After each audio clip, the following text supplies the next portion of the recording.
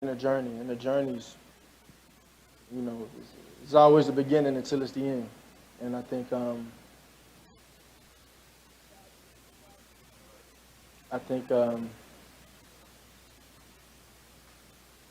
means a lot.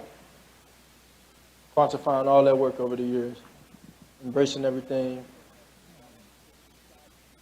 taking every challenge head on, and taking every joy and moment of achievement and success head on as well, and processing them all as one.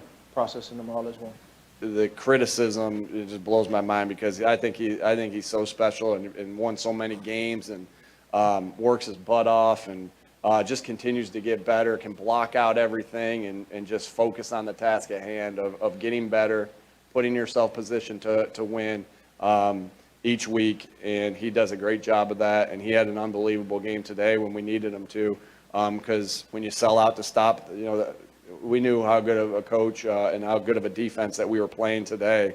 But when you sell out to stop one thing, another thing opens. And Jalen was able to take advantage of that today. And man, him and this team are world champs forever.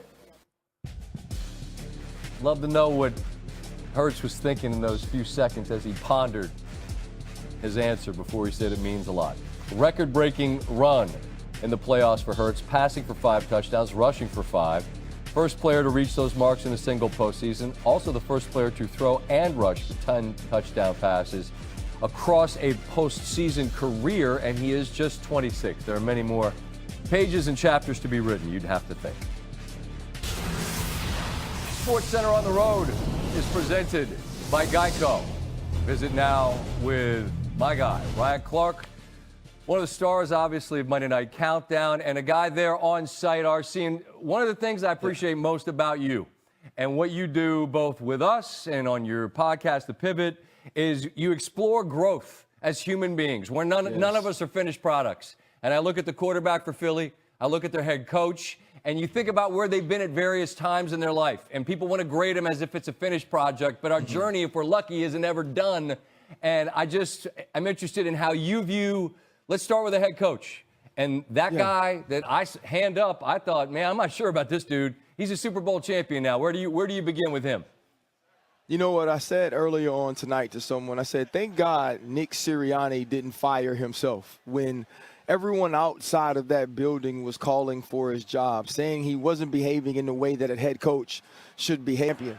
So is Jalen Hurts. And here's a guy who went through it at Alabama, didn't blink, right? Has always behaved, even as a young man, like a CEO in charge of not his brand, but who he is as a man.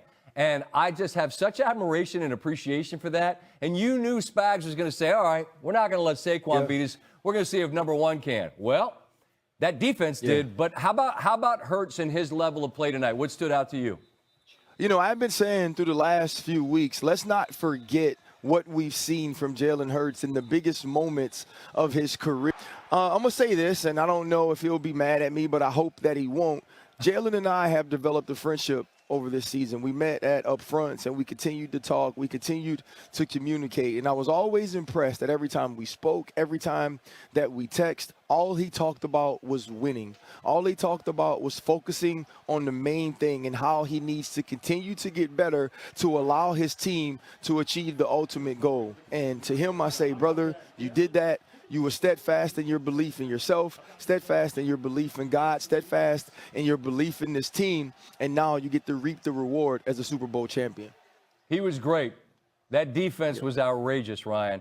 And I understand that this Kansas City team is not a juggernaut offensively, but they're not 14 yards on 16 plays either. And that Philly defense, we talked about them a lot on Countdown, but I'm asking myself now, I don't think we gave them enough love. We got all next year to figure all that out. My gosh, what a performance. Where do you start?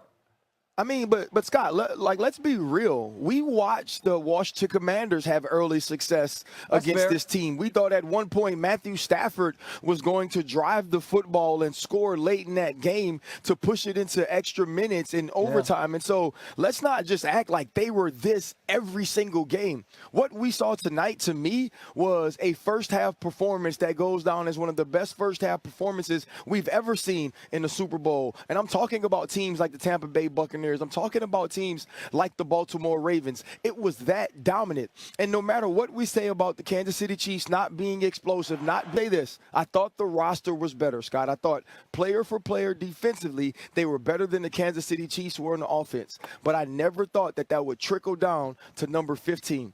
For Patrick Mahomes to seem rattled in the way that he was, for Cooper DeJean and Zach Bond to take advantage of the way that he tried to get the football out of his hands, and for that rush to absolutely dominate in the way that they did, there wasn't enough film you could watch before this game that would make you predict that. It was an epic performance by this defense and Vic Fangio. Well said, perfectly said. That'll be the last word. RC, I appreciate you. Stay well until we cross paths. I hope it's soon, all right?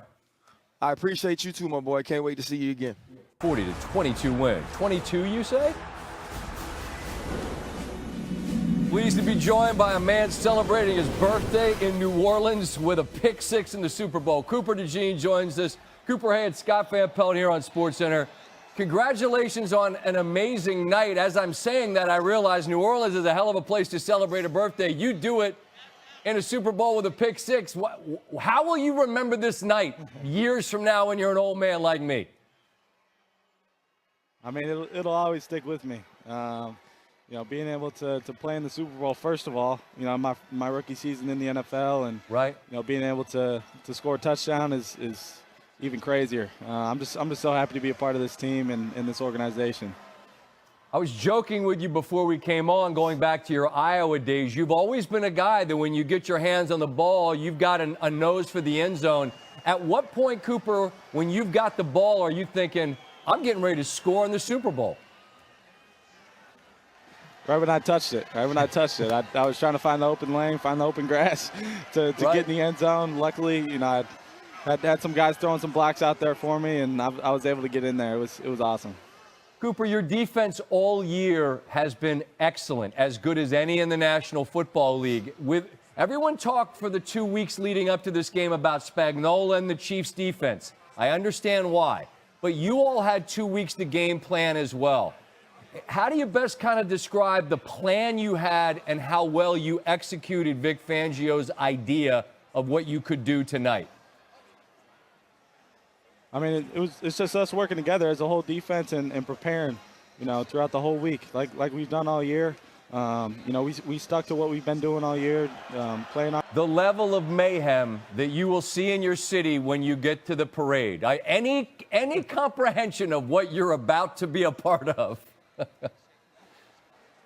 I have a little idea, but I'm sure it'll be even crazier than what I'm thinking it'll be like. I'm just happy, you know, to win this for this city. You know the way they support us.